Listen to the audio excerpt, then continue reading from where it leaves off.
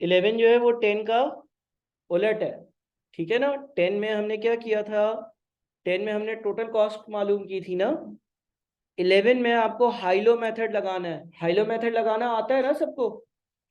High-low method लगाकर हम variable cost per are ढूंढ सकते हैं।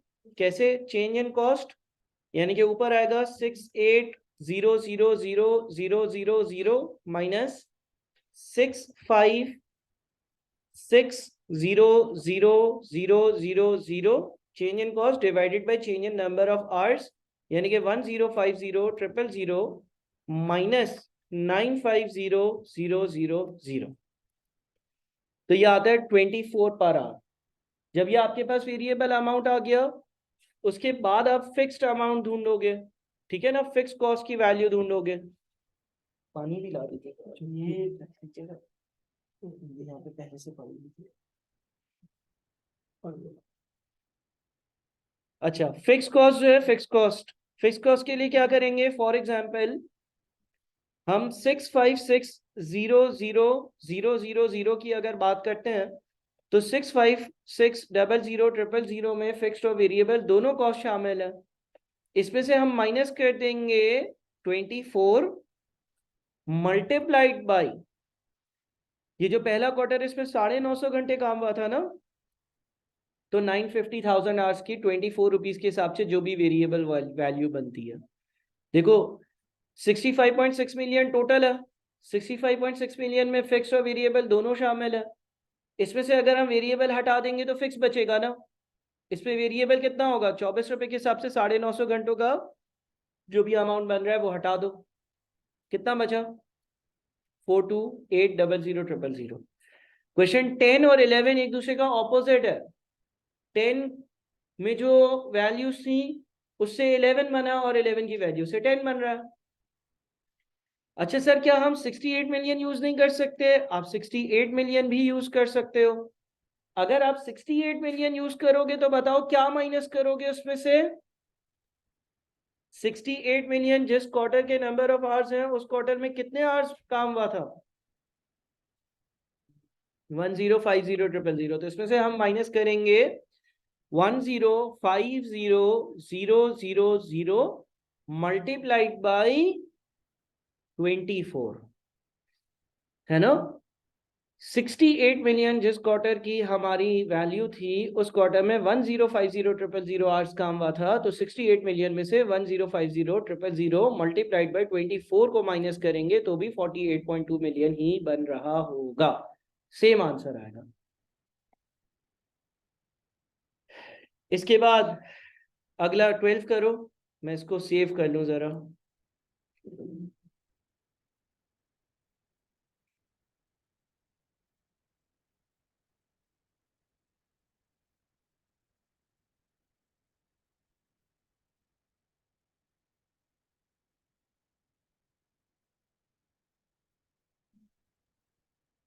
चलो क्वेश्चन नंबर 12। मार्केट की सेलिंग प्राइस 44 है, ग्रॉस प्रॉफिट परसेंटेज 20% है, टारगेट कॉस्ट क्या होगी? बिल्कुल 44 में से 44 का 20% लेकर माइनस कर देंगे ना। ये सेलिंग प्राइस है, ये ग्रॉस प्रॉफिट है, तो कॉस्ट जो होगी, टारगेट कॉस्ट जो होगी वो 44 माइनस 8.8 होगी। अच्छा, एक और काम भी कर सकते हो आप। 44 का 20% अगर ग्रॉस प्रॉफिट है ना, तो आप बचा हुआ 80% ले लो, तो भी सेम आंसर आएगा, ठीक है ना। फिर question number 13। Raw material bought in batches of 4,000 units. मैं रॉ मटेरियल परचेज करता हूं, लेकिन एक साथ 4,000 यूनिट्स का एक बैच परचेज करता हूं। Delivery cost per batch 2400। ये 2400 की डिलीवरी कॉस्ट 4,000 यूनिट्स की है। पर यूनिट कॉस्ट 4.10 है। Total cost to be included in the finish goods with respect to this raw material. अब रॉ मटेरियल की टोटल कॉस्ट क्या होगी? 4.10 तो एक उसकी परचेज प्राइस है, और 2400 रुपए जो डिलीवरी चार्जेस हैं वो कितने यूनिट्स के हैं? 4,000 यूनिट्स के हैं। तो अगर मुझे पर यूनिट चार्जेस चाहिए तो मैं 4.10 को 4.10 प्लस 2400 डिवाइडेड बाई 4,000 करूंगा, करेक्ट। 4.10 जो है वो मेरी 1 यूनिट की कॉस्ट है, और 2400 की जो डिलीवरी चार्जेस पे कर रहा हूँ वो 4000 यूनिट्स के, तो मैं 4000 से इसको डिवाइड करके पर यूनिट वैल्यू निकालूंगा। तो ये आता है 4.7। सही है।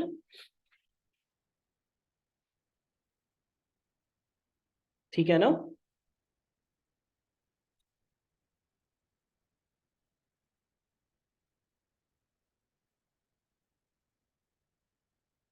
आ रहा है 4.7। 4.1 प्लस 2400 डिवाइडेड बाई 4000। आप लोग 4000 डिवाइडेड बाई 2400 तो नहीं कर रहे हो। 2400 की कॉस्ट है divided by number of units होगी 4000। अच्छा, क्वेश्चन नंबर 14 15 करो भाई जल्दी से। अच्छा 14 करने के लिए हम वापस से इक्वेशन यूज कर लेते हैं। Input minus losses is equals to output.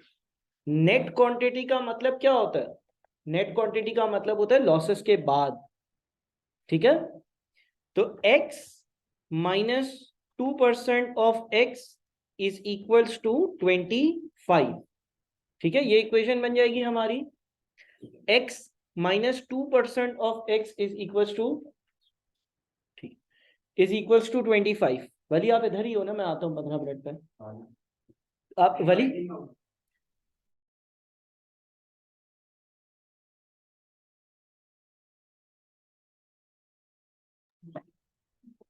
ठीक है। तो अब x की वैल्यू निकालेंगे, ये 0.98x इज इक्वल्स टू 25। तो x कितना होगा? 25 डिवाइडेड बाई 0.98, है ना। कितना आएगा बताओ? ये आएगा 25 डिवाइडेड बाई 0.98, यानी कि 25.5102 समथिंग, है ना। अच्छा, अब ये जो आपको परचेज प्राइस दी हुई है ना 0.5 पर मीटर दी हुई है, पर मीटर दी हुई है। और ये क्या चीज है? सेंटीमीटर। तो आपको सेंटीमीटर को मीटर में कन्वर्ट करना पड़ेगा। सेंटीमीटर को मीटर में कन्वर्ट करना होता है तो 100 से डिवाइड करते हैं। तो ये 0.255 समथिंग आ रहा है मीटर। इतना मीटर है, मल्टीप्लाइड बाई 1 मीटर की कॉस्ट कितनी है? 0.5। तो टोटल कॉस्ट 0.12755 आएगी। आपको यहां पर परचेज प्राइस दी हुई थी के 0.5 पर मीटर, और ये 25.55 सेंटीमीटर है। तो 100 से डिवाइड करेंगे ताकि वो मीटर्स में कन्वर्ट हो पहले तो। सही है।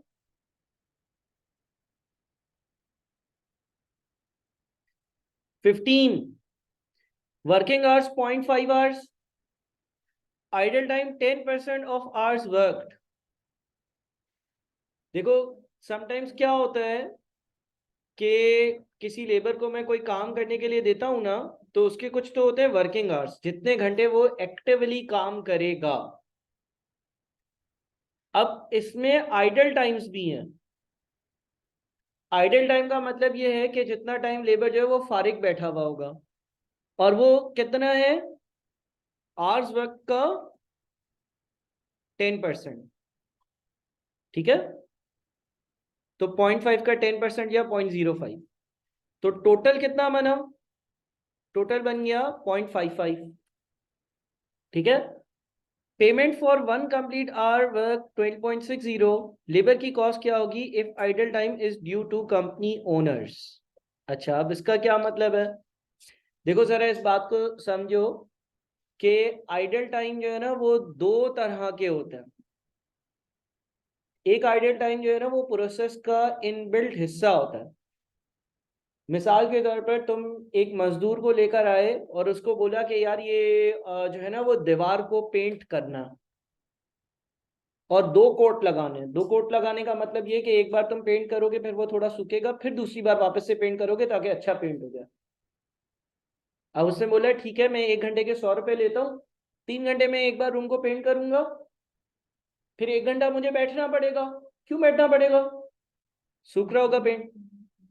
फिर वापस से 3 घंटा एक और बार पेंट करूंगा, तो 7 घंटे का काम है, आप 700 रुपए दे देना।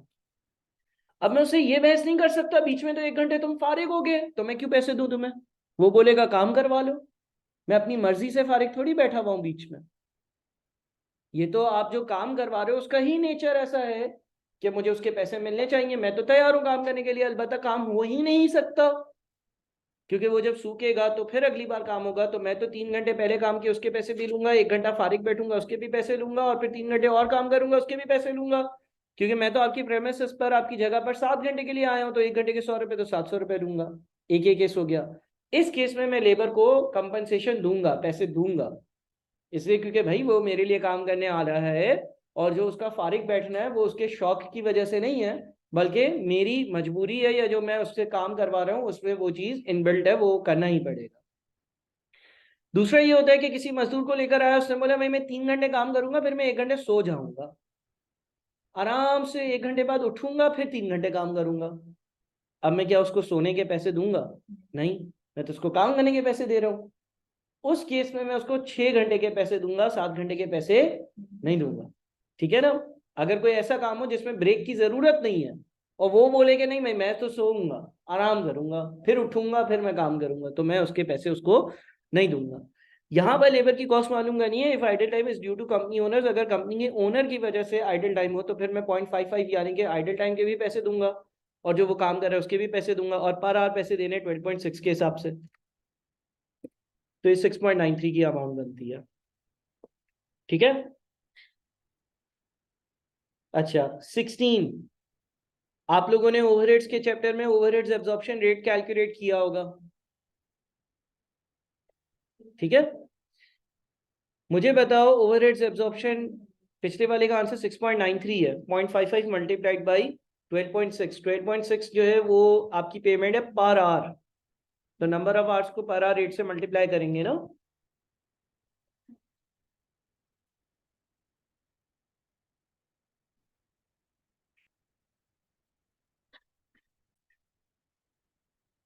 सिक्सटीन में लिखा हुआ है टोटल एनुअल आवर्स वर्क, पूरे साल में 2,40,000 घंटे काम होता है। फिक्स ओवरहेड्स पर मंथ 2,40,000 रुपए है। ओवरहेड्स एब्जॉर्प्शन रेट क्या होगा? ओआर कैसे निकलता है? Overheads absorption rate per hour कैसे निकलता है? Budgeted fix overheads divided by budgeted hours. तो कितना आएगा यहाँ पे बताओ? 12 आएगा। क्यों? क्योंकि ये जो नंबर ऑफ आवर्स हैं 2,40,000, ये हैं एनुअल, है ना। तो मुझे मंथली आवर्स निकालने पड़ेंगे पहले। मंथली आवर्स कैसे आएंगे? 2,40,000 डिवाइडेड बाय 12, 20,000 आवर्स आएंगे एक महीने के। अब मैं ओ आर निकालूंगा तो 2,40,000 डिवाइडेड बाई 20,000, 2,40,000 फिक्स ओवरहेड्स है डिवाइडेड बाई 20,000 जो कि एक महीने के आवर्स हैं, तो 12 per hour overheads absorption rate आएगा। जब मैं ओवरहेड्स एब्जॉर्प्शन रेट निकालता हूं तो इस चीज का ख्याल रखना है कि जितने टाइम पीरियड के ओवरहेड्स हैं उतने ही टाइम पीरियड के नंबर ऑफ आवर्स हो। अगर फिक्स ओवरहेड्स एक महीने के हैं 2,40,000, तो मुझे ये देखना पड़ेगा कि एक महीने में कितनी देर काम हो रहा होता है, जो कि 20,000 है, तो ये आएगा आपके पास 12 पर आवर। ठीक है। उसके बाद आ जाते हैं 17 पर, use high-low method and बाइफिकेट the fixed and variable cost per month. तो ये तो बड़ा आसान है। हाइलो मेथड कैसे लगाते हैं? Change in cost 7 lakh minus 6,20,000 divided by change in hours यानी कि 23,000 माइनस 19,000। ठीक है। तो 20 आ रहा है, 20 per hour 700,000 minus 620,000 divided by 23,000 minus 19,000, तो 20 पर आवर का ओवरहेड्स एब्जॉर्प्शन रेट आ रहा है। ठीक है ये। अच्छा फिक्स कैसे निकालेंगे? 7 लाख रुपए जो है उसमें फिक्स और वेरिएबल दोनों है, तो उसमें से आप माइनस कर दो 20 इंटू 23,000, तो 2,40,000 आता है। या आप ऐसा भी कर सकते हो कि 6,20,000 जो है उसमें से माइनस कर दो 19,000 इंटू 20 यानी कि 2,40,000। अच्छा क्वेश्चन 18 जो है ना उसका इक्वेशन मैं बना देता हूँ। इक्वेशन आप लोगों को कैलकुलेटर पर सॉल्व करना आते हैं? देखो बोलते हैं use equation method to bifurcate the above total cost into fixed and variable cost per are amounts. तो हमें टोटल कॉस्ट की इक्वेशन पता है ना, total cost is equals to fixed cost plus variable cost per hour multiplied by number of hours. तो हम दो equations बनाते हैं। पहली equation total cost, month number 1 की टोटल कॉस्ट कितनी है, 6,20,000 is equals to fix cost को हम एज्यूम कर लेते हैं कि x है, वेरिएबल कॉस्ट पर आवर को एज्यूम कर लेते हैं y है, तो y इंटू 19,000 या 19,000 y। पहली इक्वेशन यही होगी ना, 6,20,000 यानी कि total cost is equals to fix cost यानी कि x प्लस 19,000 इंटू y, जहां पर आपकी फिक्स कॉस्ट x है और variable cost per hour y है। दूसरी इक्वेशन क्या बनेगी, 7 lakh is equals to x plus 23,000 y। Clear है? और फिर ये इक्वेशंस कैलकुलेटर पे डालकर आप सॉल्व कर सकते हो, या आप हाइलो मेथड से भी कर सकते हो, सेम आंसर आएगा। तो ये मैं अभी फिलहाल सॉल्व नहीं करता, एक ही बात है। ठीक है, 18 में कोई मसला नहीं, 19 करा किसी ने। 19 में लिखा हुआ है investment 80 million, rate of return required per annum 10%, per unit market price 3,000, target cost question mark. अच्छा, इसमें कुछ इन्फॉर्मेशन मेरे ख्याल में मिसिंग है, इसमें नंबर ऑफ यूनिट्स नहीं दिए हुए, तो 19 को इग्नोर कर दो, ये कहीं से मैंने सवाल उठाया होगा लेकिन इन्फॉर्मेशन मैंने इनकम्प्लीट पेस्ट कर दी है। 21, इनपुट 10 किलो है, आउटपुट 7 किलो है, नॉर्मल लॉस है वो आउटपुट का 20% है। एबनॉर्मल लॉस कितना होगा? एबनॉर्मल लॉस पता है आपको क्या होता है? प्रोसेस कॉस्टिंग वगैरह का आइडिया है आप लोगों को? एबनॉर्मल लॉस का आइडिया है? नहीं है, चलो मैं बता देता हूँ। देखो यहां पर जरा गौर से सुनना, इनपुट, इनपुट क्या होता है? इनपुट का मतलब होता है किसी प्रोसेस में मैं कितना मटेरियल डाल रहा हूँ, ठीक है ना। एक एक मिसाल ले लेते हैं कि लेट से मैं जो है ना वो कोई कोई हीटिंग का प्रोसेस कर रहा हूँ, मतलब कि कोई चीज़ जो है ना उसको बॉईल करना है, बॉईल करना है, खाना पका रहा हूँ, चाय पका रहा हूँ, चाय में दूध बॉईल कर रहा हूँ, कोई भी चीज़ बॉईल कर रहा हूँ। तो मैंने 10 केजी जो है ना 10 केजी का इनपुट करा, यानी कि 10 केजी जो है ना वो मैंने लिक्विड डाला। आउटपुट जो है ना, आउटपुट वो निकला कितना, 7 किलो। इसका मतलब मैंने डाला 10 किलो, बॉईल किया, बॉईल करने के बाद आउटपुट आया 7 किलो, तो 3 किलो कहाँ गया? लॉस हो गया, वेस्टेज है, एवेपोरेट हो गया, हवा में मिल गया। 10 लीटर दूध जो है वो डाला एक बड़े बर्तन में और उसको बॉईल करने के लिए लगा दिया। अब बॉइलिंग करी 2-3 घंटे, उसके बाद बच गया 7 किलो, 7 लीटर। तो इसका मतलब ये हो गया कि 3 लीटर क्या हो गया, 3 लीटर जाया हो गया, एवेपोरेट हो गया होगा, हवा में मिल गया, बॉईल हो गया ना। बॉईल के बाद जो भी लिक्विड होता है वो कम हो जाता है ना। तो ये मेरा एक्चुअल लॉस, ठीक है ना। यानी कि कितना जाया हुआ भाई, 3 किलो जाया हुआ, क्योंकि 10 किलो डाला था, बचा हुआ 7 किलो, तो 3 किलो जाया होगा, 3 किलो जाया हुआ होगा। ये कहलाता है एक्चुअल लॉस। एक चीज होती है एक्चुअल लॉस, ठीक है ना, एक चीज होती है एक्सपेक्टेड लॉस या नॉर्मल लॉस। नॉर्मल लॉस या एक्सपेक्टेड लॉस जो है ना वो एक ही बात है। सर इसका क्या मतलब है?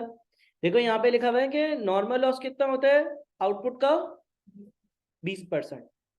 अच्छा, आउटपुट कितना है हमारे सवाल में, 7, 7 का 20% कितना होता है, 1.4। सर इसका क्या मतलब है?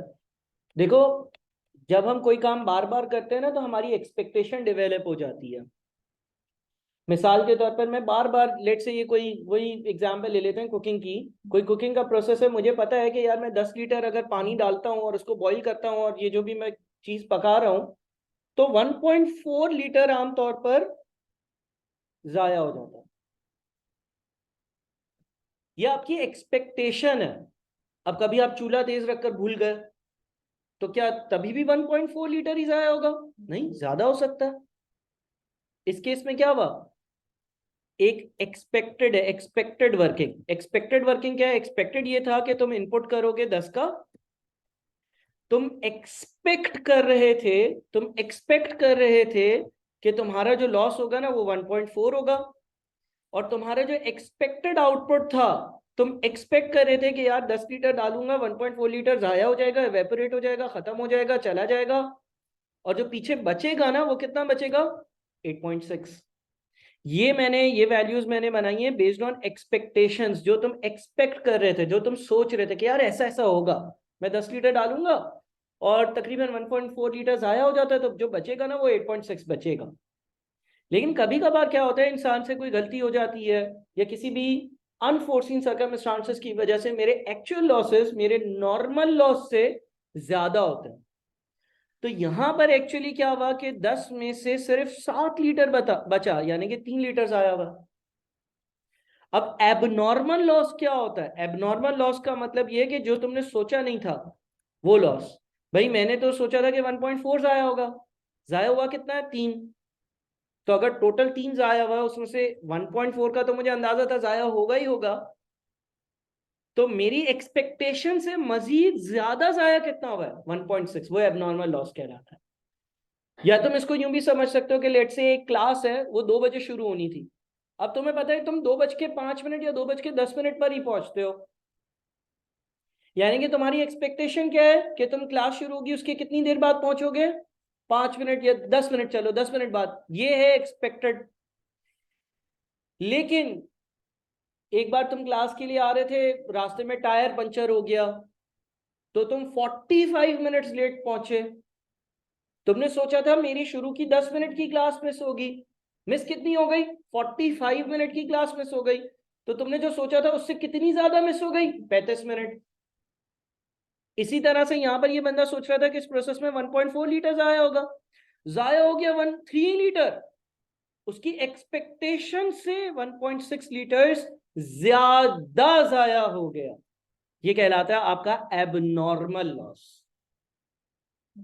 ठीक है, ये कहलाता है आपका एबनॉर्मल लॉस। अच्छा, अब इस हैंड आउट में आपके पास एक सवाल जो बच गया है, 21 तक देखे ना हमने, 22 जो बच गया है ना, ये अभी हम 5 से 5.5 जो टेस्ट होगा ना उसमें करेंगे। अभी हम नहीं कर रहे, क्वेश्चन 22 5 से 5.5 के बीच में जो टेस्ट होगा उसमें करेंगे।